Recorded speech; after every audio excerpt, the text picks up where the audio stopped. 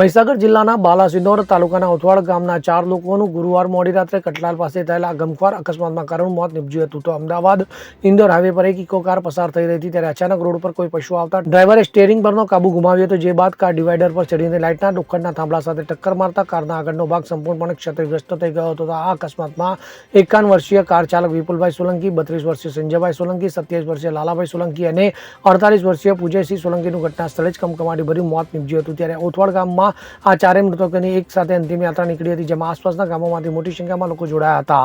ત્યારે એક જ ગામના 4 લોકોના અચાનક અવસાનથી સમગ્ર પંથકમાં શોકની લાગણી છવાઈ જવા પામી હતી. તો આ દુર્ઘટનાએ સમગ્ર વિસ્તારમાં ભારે ગમગીની ફેલાવી હતી. સંદીપ દેવાશ્રી સાથે CN24 ન્યૂઝ, મહીસાગર. હવે જુઓ દેશ દુનિયાની તમામ ખબરો તમારી આંગળીના ટેરવે.